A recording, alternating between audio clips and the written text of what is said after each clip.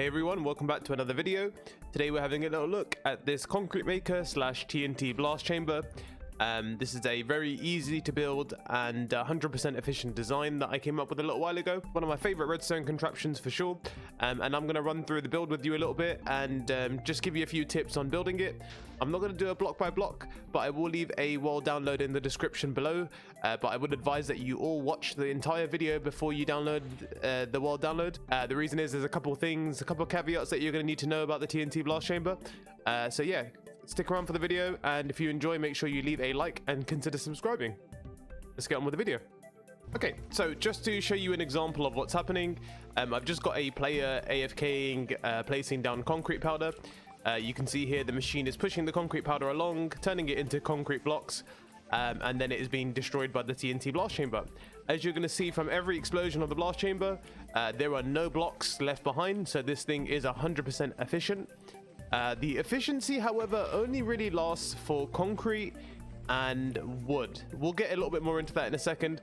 But yeah, as long as you're only using wood and concrete, you'll be good. You can actually add a cobblestone generator to the TNT blast chamber as well. However, the problem, as you can see here, is you don't have the 100% efficiency. So let me just run a quick test for you so I can show you it working in a little bit more of an obvious way. So I've just got a player placing cobblestone. I didn't want to add a generator just for the tutorial sake. So yeah, you get a good description here. You can already see the blocks are coming out a little bit too much. It's not an issue. You do end up losing a few blocks, and if you switch between cobblestone and concrete or wood or whatever, sometimes you might lose a couple of the 100% drop blocks whilst the transition is happening. But generally speaking, you're going to be okay. The system's not going to break. It always looks like it might get too close and get destroyed, but don't worry, it'll be absolutely fine. I've run a test on this for many hours. I'm actually currently using this in my Let's Play world as well, and I've had no issues with it whatsoever. I've run this for about 3 or 4 double chests worth of cobblestone, and I've not had any issues with it at all. I would personally not advise adding a cobblestone generator into this just because it gets a little bit messy, but please feel free. There's no issue. There's no reason why you shouldn't. Like I said, it just messes up when you're transitioning between the kind of easier to blow up blocks. So yeah, you'll lose the 100% efficiency in transition. But if you're only using concrete and wood, this should be 100% efficient 100% of the time. Again, I've been using this across 2 Let's Play worlds, and I've never had any issues with them. In one of my worlds, I used this for many hours and never had any issues at all, so it should be good. And just to show you in here as well, so again, I've just got a player placing wood as an example, but you can actually see, if you wanted to, you can add a wood farm into this as well. A good one I would advise is Ilmango's wood farm, because you can see his converts all the logs are converted into a conveyor belt, and that's perfect for adding into this system. Even his quickest universal tree farm can be put into this TNT blast chamber. It can keep up with anything pretty much. It is a 0 tickable blast system, so no matter how fast, basically as fast as you can push blocks in here, this thing will work. Now you can see in terms of each blast, we're not blowing up too many blocks. I believe it is, in total you're blowing up about 40 blocks at a time, which is not bad. The issue is that I wouldn't use this with a dispenser. If you're using a dispenser, you're bound to use a lot of TNT per block, so it's not the most efficient when it comes to TNT use. However, it does come with a caveat that it's 100% efficient when you're using it for blocks. Now keep in mind, a lot of the times when you see TNT blast chambers, generally speaking, you're using a TNT duper, and that's usually the way you should go as of right now anyway. If you're looking for something that's dispenser friendly, Ilmango's 240 block TNT blast chamber is probably the one that you want to use. However, that is significantly more complicated, and I have seen multiple times where people have built that in a survival world, and there's been issues later on down the line with it exploding, or certain things not being right. So if you're looking for something really simple, 100% efficient, and honestly kind of cool looking, consider giving this a little check, just so you can see all the blocks are falling out over here. I just haven't added any distribution system. However, what I've done is I've made the platform good so you can put 2 hoppers here and a double chest so it can keep up with the item speed, because even though you're only blowing up 40 blocks per turn, keep in mind that this is blowing up 40 blocks every few seconds. So you can see that's 1. So in the next 10 seconds or so, it's going to blow up another 40 blocks. Sometimes a single hopper can have a bit of an issue picking up all of these items. Like I said, double hopper into a double chest should be good for you.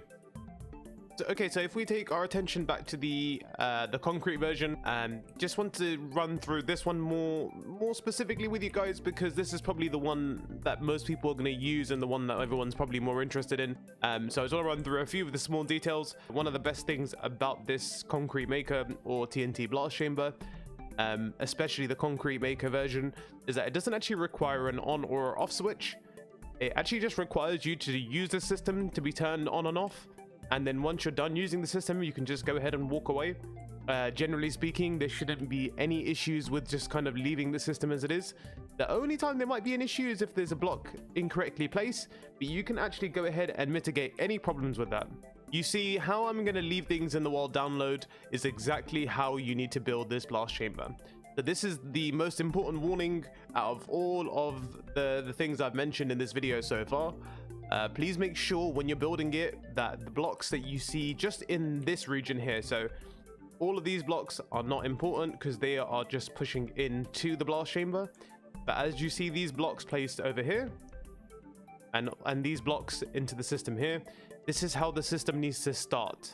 As long as you continuously use it and never break any of the blocks in the system here or ever break any of these, the system will run perfectly forever.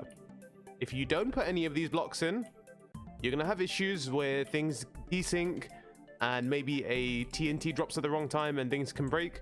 So just keep in mind, I've literally left it for you exactly how it should be. So please make sure everything is built correctly as it is. As long as that happens, you should have no issues. I know in some of my videos before, I've gotten a lot of people in the comment section saying certain things didn't work.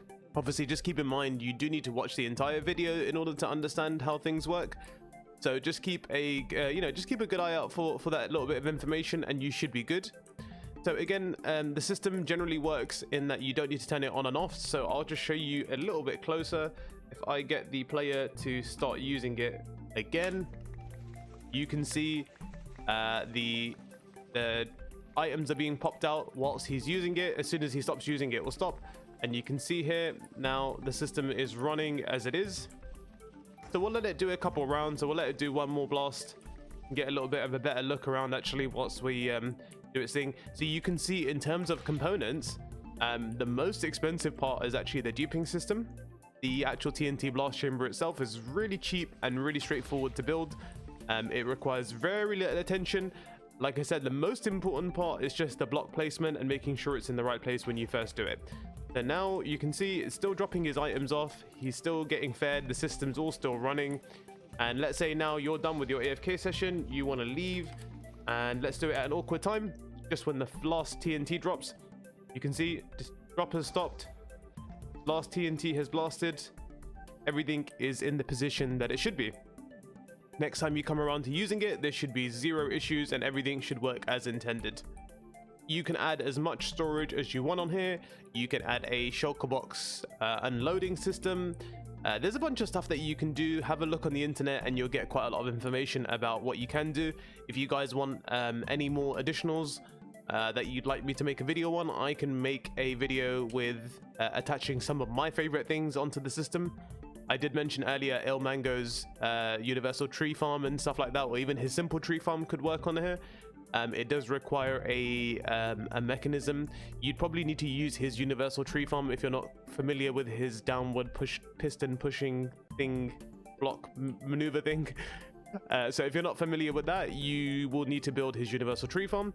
Alternatively, if you guys let me know, I've made a really easy version of his smaller tree farm, which uses the same mechanic of pushing the blocks into this system as opposed to being blown up by a separate TNT duper. So let me know, I can make a video on all the stuff that I would add on.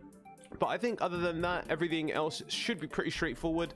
Like I said, everything else you see here is very minimal stuff and should be straightforward for you guys to build.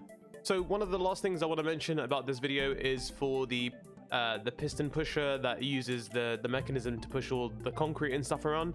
I'm not messing with that one over there because that's the world download version. So we're just going to go ahead and poke on this one. So sometimes when you place the blocks down, you can have a bit of an issue where the pistons miss. So like if you place it like, so you can see there, it kind of skipped and slowed down. Sometimes it doesn't have this issue, sometimes it does. I always find getting kind of the corner of the block here is the most consistent. So if you can, just try and aim for that block, and then you should be able to AFK with that there without any issues. Also keep in mind, you might be looking at this and thinking, how can I attach more than one thing onto the system?